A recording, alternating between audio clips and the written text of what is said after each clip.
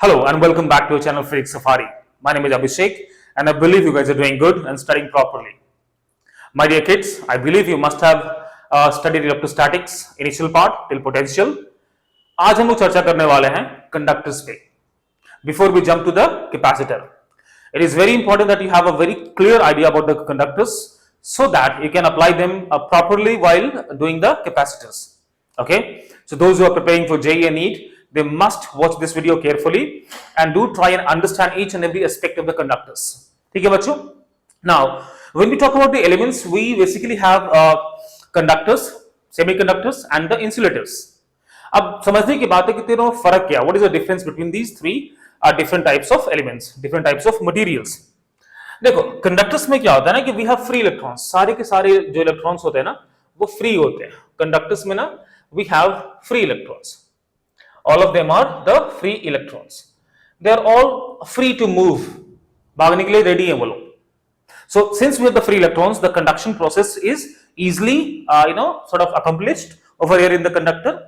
Whereas in semiconductors, जब हम बात करते हैं बच्चों semiconductors का, तो यहां पर क्या होता है ना conductors, some of them are free to move and some of them are not free to move. और जो भी free move करने वाले होते हैं ना वो ऐसा नहीं कि हम easily move कर जाएंगे. For that also we have to apply certain amount of energy. कुछ ना कुछ उसको एनर्जी देना होता है जो कि हम डिस्कस करेंगे आगे चलकर मॉडर्न फिजिक्स में, जहां पे हम सेमीकंडक्टर्स के बारे में चर्चा करेंगे. बट यहाँ पे yes we have some free electrons और कुछ हमारा बाउंडेड इलेक्ट्रॉन्स होता है जो कि मूव करने के लिए एलिजिबल ही नहीं होता है ना जी. तो सम फ्री इलेक्ट्रॉन्स यहाँ पे होता है. ठीक है, सम फ्री इलेक्ट्रॉन्स यहाँ पे होता है. और हम जब बात करते हैं बच्चों इंसुलेटर्स का, तो भैया यहाँ पे सारे के सारे बाउंडेड होते हैं ना, सारे के सारे बाउंडेड इलेक्ट्रॉन्स होते हैं. बाउंडेड इलेक्ट्रॉन्स, इसमें फ्री इलेक्ट्रॉन्स नहीं होता है. अब क्योंकि फ्री इलेक्ट्रॉन्स है ही नहीं तो चार्ज मूव कैसे करेगा, बिकॉज इलेक्ट्रॉन ही तो चार्ज है ना, वो मूव ही नहीं करेगा. तो इसलिए इसमें कंडक्शन नहीं होता है and that is why we say it is a insulator. ठीक है, आज के क्लास में हम चर्चा करेंगे कंडक्टर्स पे. हमारा पॉइंट ऑफ डिस्कशन जो है हमारा बच्चों वो है कंडक्टर्स पे. हम इस पे चर्चा करेंगे क्योंकि ये काफी इंपॉर्टेंट है गोइंग फर्दर. बहुत से टॉपिक्स में आपको आगे चल के काम आने वाला है. तो हम बात करेंगे आज कंडक्टर्स पे ना. एक हाँ ये सही है, ठीक है जी, हम लोग बात करेंगे कंडक्टर्स में. ठीक है, अब देखो कंडक्टर्स में चर्चा क्या करने वाले हैं. हम बात करेंगे टाइप्स ऑफ कंडक्टर्स और चार्ज डिस्ट्रीब्यूशन. जो मेजर चंक है ऑफ दिस कंडक्टर्स वो है the distribution of charge. Charge कैसे डिस्ट्रीब्यूट होता है वो समझना हमारे लिए सबसे ज्यादा बच्चों इंपॉर्टेंट है. ठीक है जी, तो चलो बात करते हैं चार्ज डिस्ट्रीब्यूशन को कंडक्टर्स के ऊपर कैसे कैसे होता है. बट उसके पहले समझ लो टाइप्स ऑफ कंडक्टर जो हमारे सिलेबस में जो हमको पढ़ना है. टाइप्स ऑफ कंडक्टर्स ये हम बात करेंगे जो जो हमारे सिलेबस में हमको पढ़ना है उस पर हम लोग चर्चा कर लेते हैं. जो पहला आपको पढ़ना है वो होगा कंडक्टिंग शेल्स. आपको पढ़ना होगा बच्चों कंडक्टिंग शेल्स. इसमें भी दो होगा, एक थिन और एक थिक शेल होता है. बट हम बात करेंगे थिक शेल का जिसमें ना दो दो सरफेस होते हैं. हम उस पर चर्चा करेंगे क्योंकि थिन शेल जो होता है ना वो आइडियली प्रेजेंट नहीं होता है. तो उसके लिए हम क्या करेंगे, solid conducting sphere. Conducting solid है ना, सॉलिड कंडक्टिंग स्फीयर. ये हो गया हमारा सेकंड जो हमारी चर्चा का विषय रहेगा बच्चों. और थर्ड जो हमारा है कंडक्टिंग प्लेट्स, जो कि हमारे कैपेसिटर्स में यूज किया जाता है ना, कंडक्टिंग प्लेट्स. और प्लेट्स कैसा होगा, वो थिक प्लेट्स होगा ना, वो थिक प्लेट्स होगा where we gonna use the जो हमारे कैपेसिटर्स में यूज करेंगे उसको हम लोग बोलते हैं थिक कंडक्टिंग प्लेट्स. ठीक है बच्चों. नाउ कंडक्टिंग शेल्स जो हम बात करेंगे ना इसमें दो सरफेस होता है, inner surface and the outer surface. क्योंकि आइडियली जो थिन होता है कि एक ही सरफेस मान के चले वो पॉसिबल नहीं होता है. बट इन योर बुक्स हम देखेंगे कैसे उसको रिप्रेजेंट किया जाता है. ठीक है, now when we talk about the conducting shells, shells को आइडियली हम ऐसे मानेंगे कि एक ऐसा कुछ होगा जिसका एक इनर पार्ट होगा बच्चों. One is gonna be the inner part, एक अंदर वाला पार्ट होगा. और एक हम जिसको मानेंगे सरफेस को वो आउटर सरफेस बोलेंगे. This is your outer surface. ठीक है, this is your outer surface. और जो मटेरियल होगा that would be over here. ये हमारा मटेरियल्स होगा which is a conducting in nature. This is your shell, इसको हम थिक शेल बोलते हैं. ठीक है जी. Now this is your inner surface. तो मान लो भैया ये हमारा इनर सरफेस है, ये हमारा इनर सरफेस है. और ये जो आपका हो गया आउटर सरफेस हो गया, ये आपका हो गया आउटर सरफेस. एक बात आपको पता होना चाहिए, the property of conducting conductors में कि charge would spread on the surface. Charge कभी भी कंडक्टर्स के अंदर नहीं होता, ये बात हम लोग ऑलरेडी पढ़ चुके हैं पहले ही गॉस लॉ में कि अंदर में चार्ज नहीं होता है, अंदर में इलेक्ट्रिक फील्ड नहीं होता है। अगर आपको याद होगा E डॉट डी ए अगर हमने देखा है close integral, that is equals to Q naught upon epsilon naught. Q naught हमारा जो चार्ज इनक्लोज्ड है, ठीक है।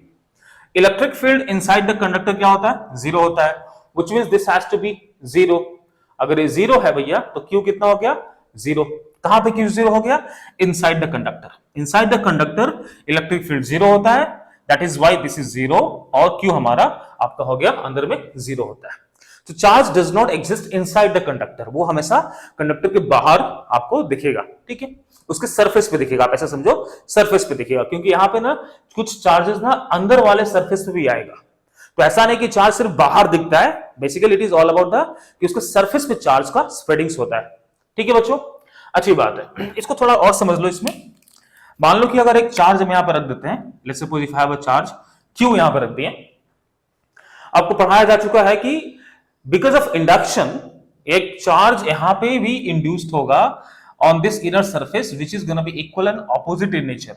ऐसा क्यों हो रहा है? ऑपोजिट नेचर का क्यों हो रहा है जी? क्योंकि नेट चार्ज इसके अंदर अपन को जीरो करना है, इसीलिए ये जो चार्ज इंड्यूस्ड होगा that is gonna B equal and opposite in nature. आप जब नोट्स बनाओगे आप यहां पर लिख लेना इसको इंड्यूस्ड चार्ज, क्योंकि बाद में आपको लगेगा अरे ये चार्ज दोनों ऑलरेडी गिवन है, that is what you gonna feel, but in reality this is the induced charge over here because of the presence of this charge. ये चार्ज हमारा दिया गया, this is the charge which is given, this is the given charge, okay, and this is the induced charge. Now a plus and minus together become gonna nullify each other and that's how it's gonna be zero। तो कुल मिलाकर जो हमारा concept है कि conductor के अंदर charge zero होता है, वो वही रीजन है to have the induction of the negative charge over here of the equal and opposite magnitude and equal opposite nature, all good, ठीक है। तो अगर सपोज कर लो कि इसमें नेगेटिव चार्ज माइनस क्यू आ चुका है और इनिशियली मैंने कुछ भी चार्ज इस पर नहीं दिया था, देन आउटर सरफेस पे एक प्लस चार्ज क्यू आ जाता है। बात समझ रहे हो? तो आउटर सरफेस पे ना एक प्लस चार्ज क्यू आ जाएगा बच्चों, और इसी को बहुत तरीके से लोग समझते हैं। कुछ लोग ऐसा बोलेंगे कि whatever charge we give on the inner sphere का, आप जो शेल कैविटी में आप चार्ज रखोगे वही चार्ज बाहर आपको दिखेगा। उसके पीछे का लॉजिक है, उसके पीछे का जो प्रोसेस है वो ये है। This conducting shell has certain amount of free electrons, इसके पास चार्ज है ना जी। आप प्लस क्यू रखा आपने तो माइनस क्यू इंड्यूस होकर इसको जीरो करेगा, बट क्योंकि इस पूरे कंडक्टिंग शेल्स में से अगर माइनस क्यू इस तरफ आता है देन ऑब्वियसली प्लस क्यू आपको यहां पे दिख जाएगा। समझ रहे हो बात को? ताकि नेट ऐसे भी आपको न्यूट्रल दिखेगा। तो आपको ऐसा लगेगा कि जो भी चार्ज हमने अंदर डाला वो बाहर आपके स्फीयर पे स्प्रेड कर गया, बाहर आपके सरफेस पे आ चुका है। लॉजिक उसका यही है कि charge if I give certain charge inside the shell, वो आपको कुछ चार्ज को इंड्यूस करेगा और equal amount of charge would be spread on the outer surface of the opposite magnitude, ताकि नेट चार्ज आपको वो जीरो हो जाए बच्चों। आई बिलीव आपको ये बातें सारे समझ में आ रही होगी, इसमें कोई दिक्कत आपको नहीं होगा, है ना। एक काम करते हैं, इस पे कुछ और हम लोग देख लेते हैं। Let's see couple of more spherical shells. आप लिखो, हेडिंग डालो कॉम्बिनेशन ऑफ सेल्स, हेडिंग डालो कॉम्बिनेशन ऑफ सेल्स। कुछ सेल्स को हम कंबाइन करके देख लेते हैं कि कैसे क्वेश्चंस उस पे बनाए जा सकते हैं। और बड़ा ध्यान से देखना, बहुत इंपॉर्टेंट कॉन्सेप्ट है। एक बार सीख लोगे तो मुश्किल आपको नहीं होगा आगे चलकर, है ना। चलो डालो heading combination of cells, combination of cells. Beam beam, okay, चलिए ये हो गया बच्चों क्लीन। नाउ लेट्स से कि एक हमने कॉन्सेंट्रिक शेल है ना, ऐसा रखा, लिख लो heading combination of concentric conducting shells। एक कंडक्टिंग है, ठीक है, ऐसा नहीं कि नॉन कंडक्टिंग मत डाल दियो, है ना। तो लेट्स सपोज कि एक शेल यहां पे, और क्योंकि एक थिक शेल है, जिस आउटर सरफेस को मैं ऐसे रिप्रेजेंट कर रहा हूं बच्चों, दिस इज आउटर सरफेस, ये हमारा पहला शेल हो गया, ठीक है। चलो एक और शेल बनाते हैं जो कि कॉन्सेंट्रिक हो, और वो हमारा यहाँ पे कुछ है, ठीक है।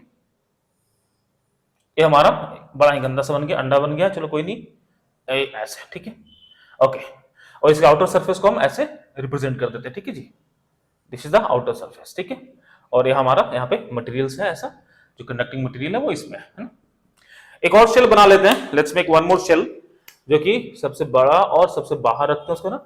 ये आपका एक शेल हो गया बच्चों, और इसके इनर सरफेस को मैं ऐसे रिप्रेजेंट कर दे रहा हूं, आप इसके इनर सरफेस को मान लो, ठीक है, ऐसा कुछ। तो कुल मिलाकर बात इतना है कि हमारे पास 3 कंडक्टिंग शेल्स हैं और दे ऑल आर कंसेंट्रिक। इसका रेडियस मान लो आप ए मान लो, इसका रेडियस आप बी मान लो, और इसका रेडियस बच्चों आप सी मान लो। तो आपको दिख रहा है कि वी हैव 3 कंडक्टिंग शेल्स, ठीक है। Now what I am gonna do is I am gonna give certain amount of charge to all these, और फिर देखेंगे कि उसमें चार्ज डिस्ट्रीब्यूशन कैसे हो रहा है ना।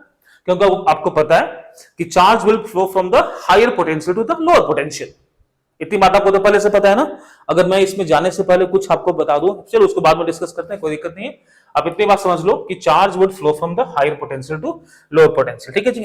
अच्छा, मान लो कि आप इस इनसाइड में एक प्लस क्यू चार्ज रख देते हो, ठीक है। इस बाहर वाले शेल पे आप 2q चार्ज आपने दे दिया, इस बाहर वाले पे आपने दिया लेट्स सपोज -3q चार्ज, और इन भाई साहब को आपने दे दिया लेट्स सपोज +q चार्ज, ठीक है। ऐसा आपने चार्ज दे रखा है, समझ लो बात को। You have given +q charge, you have kept at the centre of the +q charge over here, और आपका हो गया 2q चार्ज आपने बाहर दे दिया, इस वाले पे -3q चार्ज दिया है, और इस वाले पे आपने +q चार्ज दे रखा है। अब आपसे क्वेश्चन पूछा गया है, find the final charge distribution, find the charge distribution, find the charge distribution. ये आपके लिए सवाल है, आपके लिए सवाल है कि चार्ज डिस्ट्रीब्यूशन क्या होगा बच्चों, आप उसको फिगर आउट कर देना, क्या क्या चार्ज डिस्ट्रीब्यूशन होगा। Now all of these are what? Conducting shells है, सारे में थिक सरफेसेस है ना। तो आपको चार्ज, मैंने आपको जस्ट अभी बताया कि चार्जेस जो होते हैं दैट वुड की इनसाइड द कैविटी चार्ज 0 होगा। तो उसी बात को आगे बढ़ाते हुए आप ऐसे समझ लो आप कि यहाँ पे हमने दिया क्या, +q चार्ज दिख रहा आपको है ना। If it is given +q charge is given over here, तो we have to make it net charge as 0। तो यहाँ पे क्या होना चाहिए, एक नेगेटिव चार्ज का यहाँ पे इंडक्शन होगा, एक नेगेटिव चार्ज इंड्यूस्ड होगा जो कि इसके ऑपोजिट होगा और ऑब्वियसली इसके मैग्नीट्यूड के बराबर होगा। -q चार्ज आ गया, ठीक है। इस शेल पे already we had given the +2q charge, उस +2q चार्ज में से -q यहां पे आ गया, तो अभी कितना बच गया जी, 2q minus of -q, which means I should have a +3q charge over here, क्योंकि charge are conserved, right, charge is conserved. समझ रहे बात को, आपके स्क्रीन में आ रहा है ना, हाँ आ रहा है। चार्ज इज कंजर्व्ड, इस पे जितना चार्ज स्टार्टिंग में था उतना ही रहेगा, क्योंकि there is no physical connectivity between all these shells. इनमें आपस में कोई भी कनेक्टिविटी नहीं है, व्हिच मींस चार्ज ट्रांसफर तो नहीं होगा। ऐसा तो नहीं ना कि चार्ज जंप कर जाएगा, लाइक लॉन्ग रन जंपर, यहां से वहां जंप करेगा, नहीं, चार्ज विल नॉट जंप, वो आपस में ही रीडिस्ट्रीब्यूट होगा। Let me use the word, they will be redistributed among themselves, but they will not jump from one shell to the another shell, that's not possible. Charge do not fly until and unless we have the corona discharge, जो कि बात आपको मैं समझाऊंगा अभी। इस case में charge distribute jump नहीं करेगा, ठीक है जी, अच्छी बात है। अब ध्यान से देखो, एक +3q आ चुका है, तो यहां पे कितना आना चाहिए, -3q। अब बोलोगे सर क्यों, क्योंकि इस इनर पार्ट के लिए, इस इनर सरफेस के लिए ये पूरा का पूरा अंदर आ गया इसके ना, this entire thing is inside this inner surface, और हमको पता है कि इनर सरफेस पे, inner in the cavity the net electric field is 0, the net charge has to be 0, तो इसके अंदर नेट चार्ज 0 होना चाहिए, और ये +3q है, ऑलरेडी ये तो 0 हो चुका है ना, इसे भी 0 हो रखे हैं। ये +3q 0 करने के लिए we should have a -3q over here, इसलिए हमें एक -3q इंड्यूस्ड हो जाएगा, which means I am gonna have a negative charge induced over here on the inner part of this second spherical shell which is conducting in nature. कहानी समझ में आ रही है। अब देखो यहां पे -3q आ गया, ऑलरेडी हमें -3q दे रखा था, व्हिच मींस अब यहां पे चार्ज कितना बच गया, 0। ऑलरेडी -3q था जो कि यहां पे आपको दिख रहा है, which means we gonna have 0 charge over there, because net charge should be equal to the initial charge which is given to the shell. Now that we have a 0 charge over here, तो यहां पे भी आपको 0 charge ही दिखेगा, और जो outer पे already पहले था वही आपको दिख रहा होगा +q चार्ज बच्चों। तो this is the charge distribution, ये हमारा चार्ज डिस्ट्रीब्यूशन हो गया इस केस में। समझ में आ रहा सबको, इसको आप नोट डाउन कर लो, और इसको वीडियो पॉज करके एक बार फिर से खुद से देखो, खुद से समझने का प्रयास करो और अपने आप को समझाओ कि हाँ ऐसे ऐसे हुआ था, well that is the way to learn the things. Correct है जी? आप इसको नोट डाउन करो. Meanwhile, I'm going to give you one more. अच्छा, one more thing I want to tell you guys before we jump to the next question. In your books, it will not be given like this. वहां पे क्या दिखाया जाएगा? Simple एक shell ऐसे दिखाया जाएगा. This is how the shell will be given. आपको ऐसा थिक नहीं दिखाया जाएगा, ठीक है? तो प्लीज डू नॉट अंडरस्टैंड कि वो थिक नहीं है तो भैया थिन हो गया ना. यही काम वही करेगा जो एक काम कर रहा है ना. This is gonna be behaving as this thick shell is behaving. उसके बिहेवियर में कुछ भी फर्क आपको नहीं दिखेगा, ठीक है? तो मैंने एक शेल मान लिया यहाँ पे, एक शेल और मान लो जी, है ना? और one more shell we have over here, ठीक है जी? ऐसा हमने 3 शेल्स मान लिया. All good. Now example number 2. Now let us say that यहाँ पे मैंने कुछ भी चार्ज इस टाइम आपको नहीं दिया है. I am giving you -q charge over here, और इस वाले सरफेस पे मैंने आपको दे दिया है +3q चार्ज, और इस वाले सरफेस पे मैंने आपको दे दिया है -q चार्ज. चलिए, find the charge distribution. Find the charge distribution. Find the charge distribution. Come on बच्चों, करके दिखाओ. कुछ मुश्किल नहीं है. वीडियो पॉज करो, इसको खुद से ट्राई करो, आराम से बनेगा, मुश्किल नहीं है. Find the charge distribution. आप लोग इसको ट्राई करो. Meanwhile, I'm going to drink some water.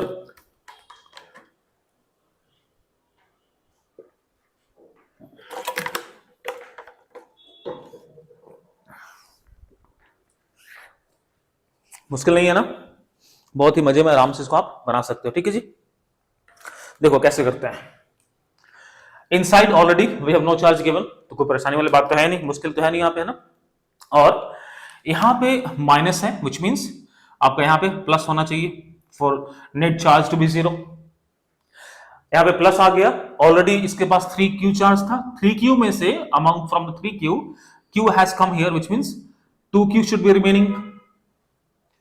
Now this 2q is here, which means there must be some induced charge over here to nullify this, which is going to be -2q. और ये -2q कहां से आया? Obviously पहले -q दे रखा था, अब यहाँ पे -2q है बच्चों. तो बाहर में कितना होना चाहिए? This minus of this, which means the net charge on the outer surface has to be +q.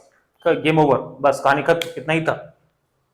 समझ में आ रहा है ना? You just have to ensure that कि किसी भी शेल के अंदर ना, किसी भी शेल के अंदर नेट चार्ज आपको 0 ही होना चाहिए. अब ध्यान से एक बात और समझो. Come back to this one. यहाँ पे अंदर में कितना चार्ज था? +q. बाहर में देखो डायरेक्टली कितना +q दिख रहा है ना? तो आप डायरेक्टली दिमाग में अगर ये बात समझ में आती है, मैंने आपको स्टार्टिंग में बताया था कि whatever charge we have inside the conducting shell, the cavity, वही चार्ज बाहर आपको दिखता है. उसका प्रोसेस मैंने आपको समझाया, बट चार्ज वही दिखेगा. देखो ये +q है, यहाँ पे कितना हो गया? यहाँ पे +q दिख रहा है, करेक्ट है जी? जो इसके अंदर था. अब बोलोगे सर ये क्या बात हो गई? तो यहाँ पे अगर सर 0 चार्ज है, यहाँ पे मेरे को +q क्यों दिख रहा है? क्यों दिख रहा है भैया, है ना? तो आप इस बात को समझो कि यहाँ पे पहले मैंने कुछ चार्ज दे रखा था. इनसाइड कैविटी मेरे पास चार्ज था. आप +q था तो बाहर भी +q हो जाएगा ना. अच्छी बात है. हमने सब कुछ सही किया. हाँ, सब कुछ सही कर दिया है, ठीक है जी? अब यहाँ पे देख लो. एक और क्वेश्चन कर लेते हैं क्या? चलो एक और कर लो. ये लो 1 2 और एक और बना दो भैया 3, है ना? अच्छा, यहाँ पे ना -q चार्ज मैंने दे दिया, ठीक है? -q charge is given inside, और इस पे मैंने दे दिया +2q चार्ज, और यहां पे हमने दे दिया +3q चार्ज. चलिए, find the charge distribution. Find the charge distribution in this spherical shell. जो कंसेंट्रिक है, इसमें चार्ज डिस्ट्रीब्यूशन आपको बच्चों निकालना है जी. चलिए, find the charge distribution. Find the charge distribution. चलिए ध्यान से देखते हैं, बहुत जल्दी आराम से बना लेंगे इसको, कोई मुश्किल नहीं है. एक -q है, ऑब्वियसली +q यहाँ पे आ जाएगा क्योंकि +q आ गया है, तो -q आ जाएगा क्योंकि -q है, यहाँ +q आ जाएगा.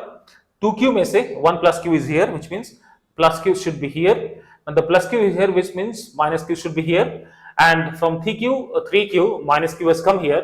तो कितना बच गया? यहाँ पे बच गया आपको +4q, है ना? ये आपको बच गया +4q चार्ज उसके ऊपर आ जाएगा. देखो, क्योंकि इसको ऐड करोगे तो कितना मिल रहा है? 3q मिल रहा है ना? इसको ऐड करोगे कितना मिलेगा? 2q मिलेगा. इसको ऐड करोगे तो 0 दिख रहा है, वो -q ऑलरेडी अंदर है ही, तो नेट चार्ज आपका 0 हो गया, है ना? तो कुल मिला के कहानी ये समझ में आता है कि अगर चार्ज डिस्ट्रीब्यूशन समझना है तो आपको इतना पता होना चाहिए कि inside the shell cavity the net field has to be 0। तो ये बात हो गया हमारा स्फेरिकल कैविटी का। अब देखो कंडक्टिंग अगर मेट सॉलिड कंडक्टर होगा, if you have a solid spherical conductor, तो कोई मुश्किल ही नहीं, फिर तो जो भी चार्ज दोगे आपके बाहर वो स्फेयर पे वो प्रेजेंट हो जाएगा ना। whatever charge you give that would be present on the sphere surface पे आ जाएगा ना। तो if you have a solid conducting sphere, if we have a solid conducting sphere, तो उसमें तो कोई दिक्कत ही नहीं है, solid conducting sphere। तो वहां पे सिर्फ और सिर्फ एक ही सरफेस होगा बच्चों, that is going to be the outer surface। आप कुछ भी solid conducting है, if you give a charge to the solid conducting sphere, आपने कुछ भी चार्ज यहाँ पे दे दिया तो दिस विल स्प्रेड अप और बाहर जाकर वो सारे के सारे चार्ज स्प्रेड हो जाएंगे, है ना जी, ऑन द सरफेस। तो इसमें सिर्फ और सिर्फ एक ही सरफेस माना जाता है जो कि हमारा आउटर सरफेस है। करेक्ट है जी। तो इतनी बातें समझ में आ गया कि भैया अगर वो कंडक्टिंग है, शेल हो या फिर वो सॉलिड हो, चार्ज बाहर ही रहेगा, चार्ज अंदर नहीं जा सकता है। इतनी बात आपको समझ में आनी चाहिए कि charge will not go inside. All good. चलो आप बात करते हैं प्लेट्स का, बात करते हैं ना। Let us talk about the plates.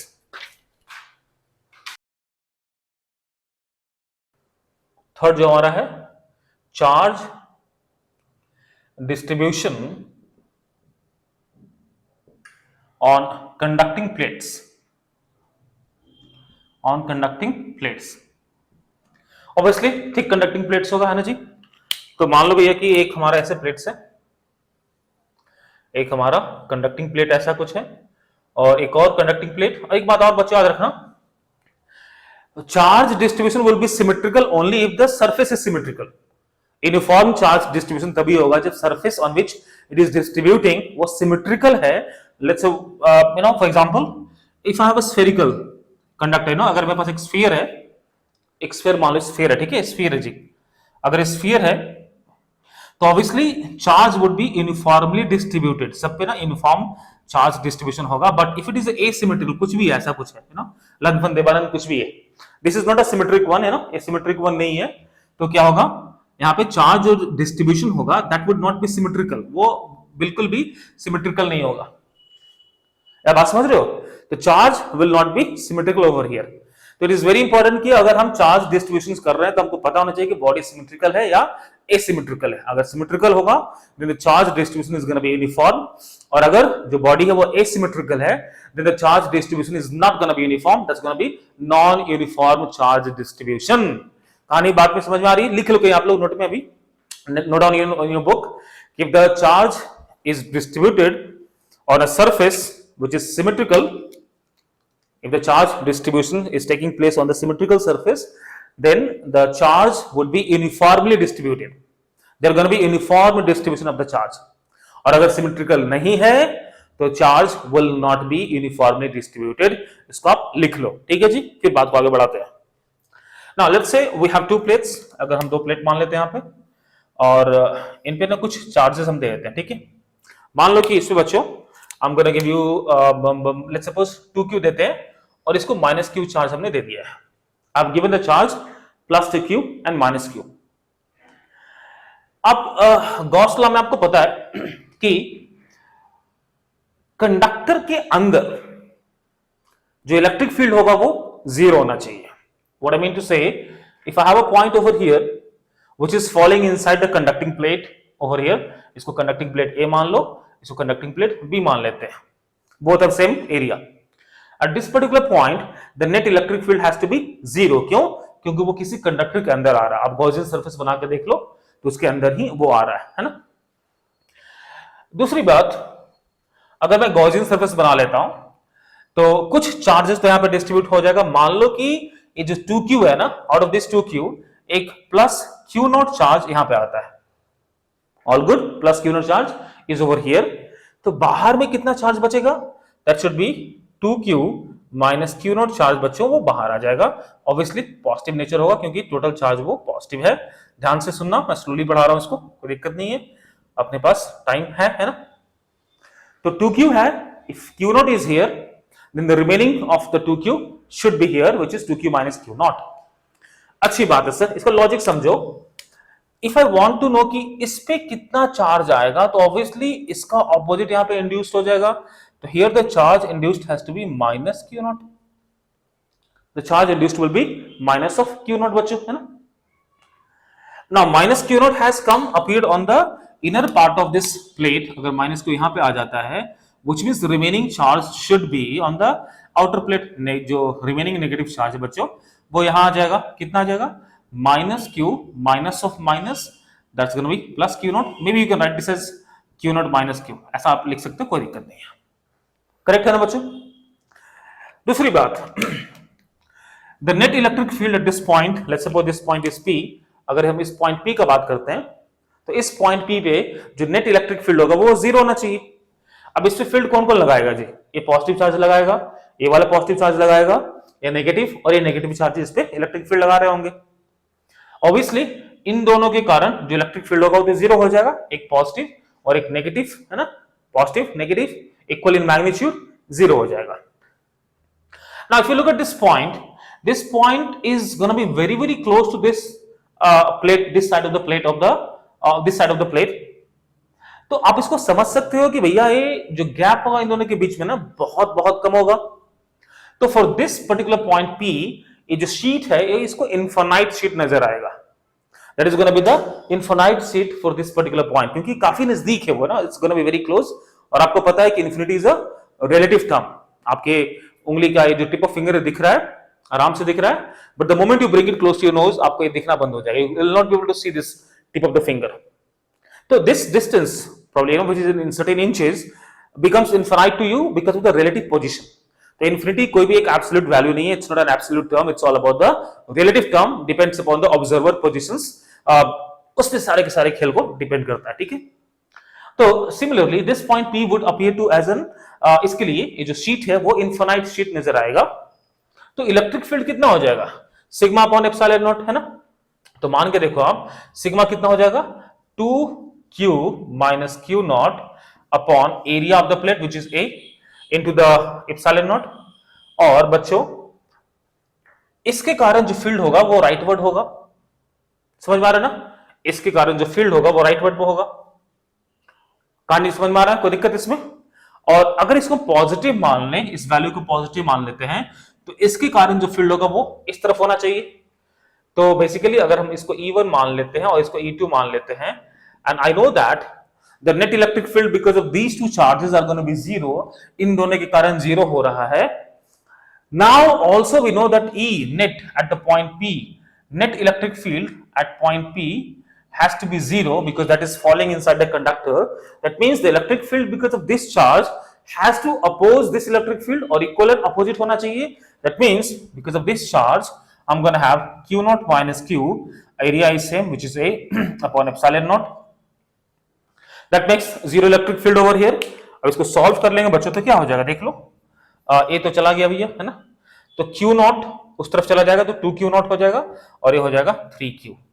3q is going to be 2q naught. That implies that q naught is going to be 3 upon 2 times of q. ओ हो, एक हमारा तो आंसर आ गया जी. आप got the charge over here. कितना charge यहाँ पे आ गया है? 3 upon 2q. Now the charge of this plate, अगर हम इसको कुछ नाम दे दें, क्या नाम दें? x y z हो 3. बहुत मुश्किल हो गया ना, तो x y z के बाद क्या रखेंगे? या फिर ऐसा मान लो ना, इसको स्मॉल a मान लो, small b, small c, small d. तो charge on B we have got and charge on C should also be equal and opposite.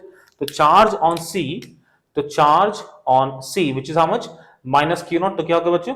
minus 3 upon 2q. ये भी मेरे को मिल गया जी, है ना. अब क्या चाहिए मेरे को? Now I want this charge value put कर दो, कहानी खत्म हो जाएगा ना.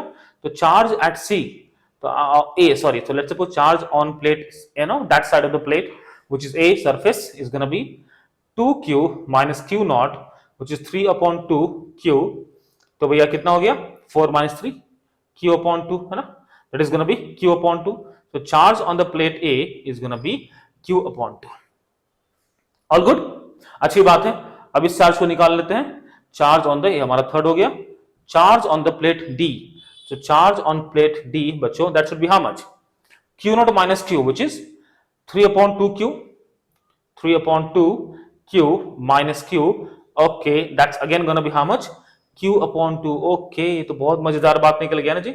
ये बहुत ही मजेदार रिजल्ट आ गया है कि जो चार्ज हमारे इस सरफेस पे आ रहा है वो कितना है, q/2 है, and the charge which is coming on this surface that also is how much, q/2। दोनों का वैल्यू q/2 ही आ रहा है। तो कहीं ना कहीं अपने को ये बात दिमाग में स्ट्राइक कर रहा होगा बच्चों कि सर ऐसा कुछ शॉर्टकट है क्या कि हम बिना इतना टाइम पास किए, इतना ड्रामा किए हम डायरेक्टली आंसर लिख सकते हैं? तो बिल्कुल है, और अभी हम उसको आपसे डिस्कस करने वाले हैं बच्चों। तो let us understand how we can easily figure out the charges on the plates of the capacitor. Already शायद मैंने आपको इलेक्ट्रोस्टैटिक में बता रखा है इनिशियल चैप्टर्स में, बट फिर भी मैं आपको फिर से एक बार इसको डिस्कस करके आपको समझाता हूं। ध्यान से देखना। एक बात तो समझ में आ गया कि charge on the outer plates are equal, charge on the outer plates, charge on outer surfaces or outer plates, outer plates surface are equal। बहुत इंपॉर्टेंट बात है कि दोनों बराबर होता है। और पता है इसका वैल्यू डायरेक्टली कैसे निकाल सकते हो आप? कुछ नहीं, आप इन दोनों चार्ज को ऐड करो और डिवाइड बाय 2 कर दो। So let's suppose the charge on that charge would be equal to, that will be equal to sum of charges on outermost plate, outermost। अब सब बोलोगे सर outermost क्यों लगा रहे हो, दो ही तो प्लेट्स है।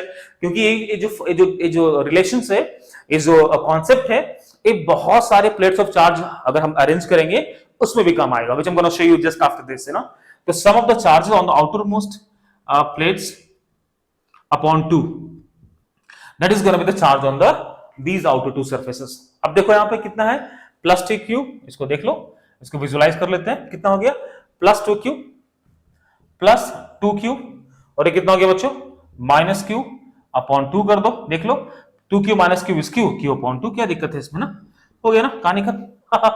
q/2 आ गया ना, देख लो। बहुत सिंपल तरीके से आप इसको समझ सकते हो। There is nothing difficult in this one, you just need to understand कि how much charges do we have on the outermost plate, उसको आप ऐड करके 2 से डिवाइड कर दो और बस बल्ले बल्ले।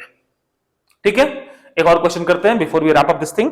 एक और क्वेश्चन बच्चों फटाफट कर लो, आप इसको नोट कर लो, वीडियो पॉज कर लो, आपके पास वो सुविधा है to pause the video and do whatever you want to do, है ना। चलिए एक और क्वेश्चन करते हैं बच्चों, ये आपको समझ में आ गया होगा अभी तक, और बहुत ही जल्दी से हम लोग और क्वेश्चन को निपटा लेते हैं। ठीक है जी, मान लो कि आई हैव एक प्लेट हमने यहां रख लिया, एक प्लेट हमने एक और रख लिया जी। अरे चलो भाई, हाँ ये सही है, एक प्लेट हमने यहां रख लिया, एक और रख लो, एक और चाहिए, चलो एक और रख लो। Let's say we have these many plates. ठीक है, I am gonna give you the charges which is already given on this. इसमें मान लो प्लस 2q दिया, माइनस 3q दिया, माइनस q दिया, और माइनस, चलो फिर इसको प्लस कर दो ना, प्लस 4q दिया और इसको माइनस q दे दिया, है ना जी। ठीक है, अब पूछ देगा इस पे कि find the new charge distributed on these plates. सबका एरिया मान लो ए है, all of these have equal area और सभी सेम मटेरियल से बनकर रखा हुआ है। अब आपको निकालना है चार्ज डिस्ट्रीब्यूशन। देखो वही लॉजिक, फटाफट क्या करेंगे, सभी चार्जेस को ऐड कर दो, सबको ऐड कर कितना हो गया, 2q, और 2 से डिवाइड कर देंगे तो 2q minus 3q plus 4q minus q by 2। ये क्या देगा आपको, यहाँ पे जो चार्ज होगा और जो यहाँ पे चार्ज होगा, है ना, वो दे देगा आपको। करेक्ट है बच्चों, तो कितना हो गया देख लो, 4 plus 2 6, 6 minus 4 2q, so 2q upon 2 is gonna B how much, q।